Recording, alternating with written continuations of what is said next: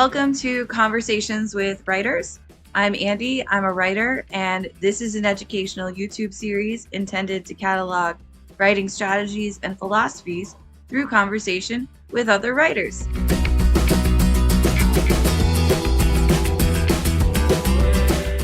Ace Boggess is author of 6 books of poetry, most recently Escape Envy. His writing has appeared in Indiana Review, Michigan Quarterly Review, Notre Dame Review, Hanging Loose, and other journals. An ex-con, he lives in Charleston, West Virginia, where he writes and tries to stay out of trouble. His 7th collection, Tell Us How to Live, is forthcoming in 2024 from Fernwood Press. And this is my conversation with Ace.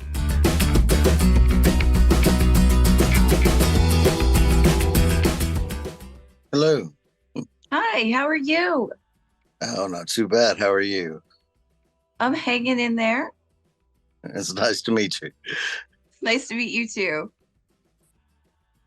So what are you working on now, and what motivated the project? I'm never working on just one thing.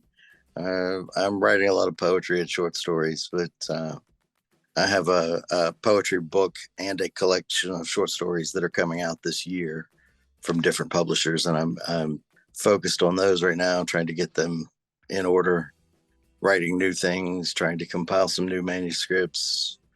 Yeah, always something. What are these projects about? Mostly poetry. The short story collections are. I have one that's coming out and one that's in submission to places, and they deal with a lot of prison themes and addiction themes. Mostly the same things that have been in my poetry, just on a longer, more detailed scale. Wonderful. I can't wait to read them. Thank you. So what have you learned about yourself through writing? Oh, I've learned everything about myself. I've spent the last 30 years writing and exploring human nature, and all trying to understand myself better.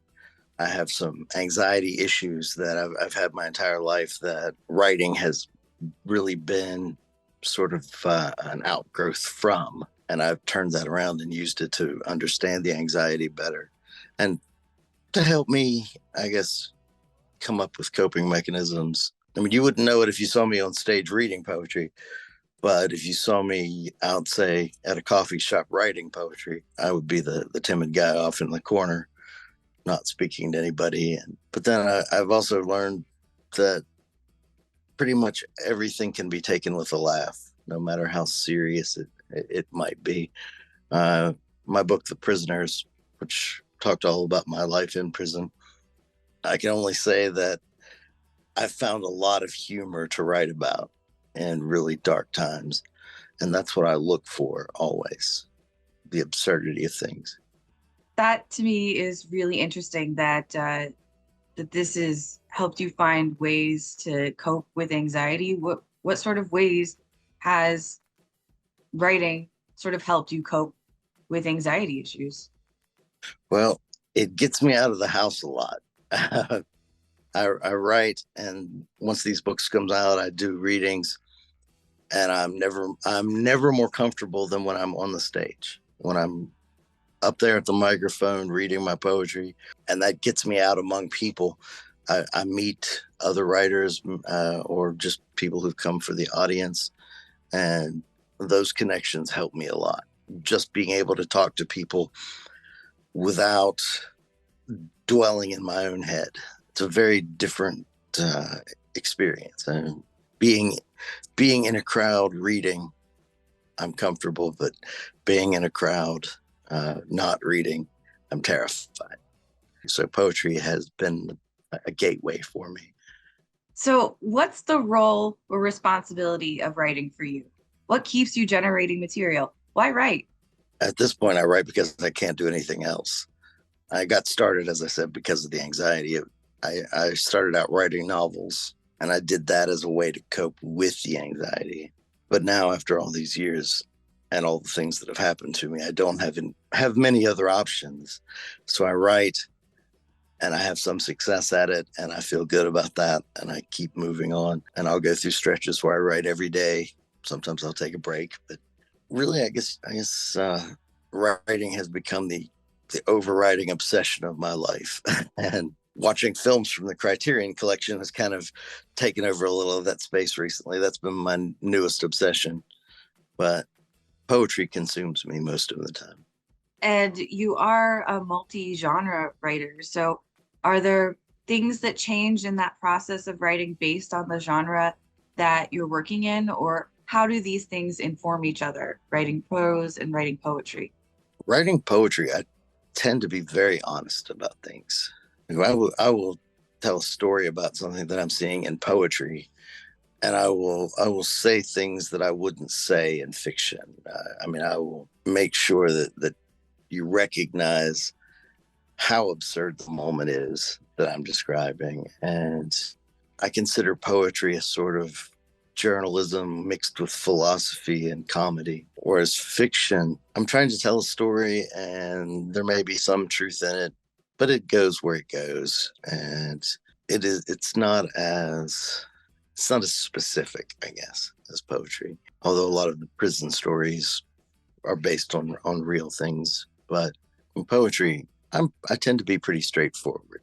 You know, I will describe whatever I'm seeing or experiencing, meditate on it for a minute, probably make a joke or two, and then move on. I really like that description and the uses of those genres. And I think that's what a lot of us from Appalachia kind of do. Poetry is sort of this space where you're not really expected to tell the truth, in the same way that you would in nonfiction, or the expectation of the lie in fiction, right? So it sort of sits in this in between fractured space. And I think that might be what appeals so much to us as Appalachians, because we do sit in that fractured space. It's something that we're quite comfortable and familiar with. So I really like that description. Completely agree. So when you're struggling to write for whatever reason, what strategies do you use to get yourself to the page? I've never really had that problem. I don't struggle to write. I sometimes have trouble sitting still, getting myself to actually sit there with the notebook or whatever. But the main thing that I do is part of my ritual is I read for about 15 to 20 minutes before I start writing. So I'll read, 10 to 12 poems from a book, or read a chapter of a novel or something like that. And then I will start writing, and that sort of focuses me. And from there, I just let my brain take over, and it does what it does. I think the hardest part is probably finding the topic to write about. But once I have that, I have pretty much the whole poem, because my brain has its way of doing things, and it gets the poem out. Wonderful. That is a really great strategy. Reading beforehand to sort of prime yourself. It's something I started doing as a drug addict back in the late '90s. I would take the drugs, and it would take me about 20 minutes for the drugs to kick in, and so I would read during that time. And then when the drugs kicked in, I would be able to just go and start writing uh, right at that moment. And I wrote a lot in those days about, especially the novels. I could write for a couple of hours and sit still. As I said, that was a difficulty. But since I've been sober, though, I've kept that up. And it just seems to have worked as sort of programming for me. I can go and read about 20 pages and then start writing, and I feel good. And it comes out. Maybe not quite on that other quantum level, but it comes out, and I'm comfortable with it. So, what revision strategy or strategies do you find most useful when revising your own work, and why? What sort of problems or challenges do these activities help you solve? Yeah, revision is a tricky thing with me. I tend to do one pure revision. I write, and I write longhand. And then as I am typing something in, I will do a major revision, figuring out where things go, figuring out what to change, where better words could fit. After that, I do what I call editing. I believe there's a big difference between revision and editing, because revision is to change something, and to edit is to fix something. And after that first revision, mostly what I'm trying to do is fix the poem. So what I do is I do the revision, do a quick copy edit, and then I send it right out. I send it out to magazines. I don't delay. Sometimes they get picked up that first time, mostly not. But every time a poem comes back, then I go in and edit it. And that usually involves seeing the poem again as something new, cutting pieces off of it. I do that mostly. That is my major editorial strategy is I'll cut off an ending or I'll cut off a beginning, or sometimes I'll cut off the middle. Mostly it's endings. Endings often are the weakest part of a poem, and I will just get rid of them. But then, I mean, I will do that once and then I'll send it back out. And if it doesn't get accepted, then I'll do it again. And I'll just keep whittling at it until it's a figurine of some kind. And the process for poetry and for fiction, are these the same in terms of your revision and editing strategies, or do they differ? They differ just slightly in that with fiction, I don't have the time to send them out to one magazine at a time. I simultaneously submit fiction. So I will wait until all the rejections come back and then go back and edit it. So it takes a little bit longer to go back for that next edit, but otherwise they're pretty much the same. I would say there's a lot more revising that goes on in the typing process for fiction, and a lot more cutting in the editing process. Absolutely, because there's so much more content there to deal with. You have to navigate and then look for cohesion and consistency all the way through. If you change one thing about your character later on in the draft, you have to make sure it's consistent before and after too. And you have to do things like make sure your chronology is accurate. Find subtle things like the wallpaper's blue in one room and it's purple in another. Absolutely. These are all small things that make a big difference. That stand out in poetry and you see them right away, but in fiction, not always. Exactly. What is your favorite part of the writing process and why? My favorite part is the reading process. As I was saying, that I think I write more to be able to read than anything else. I love doing readings. I actually love submitting things.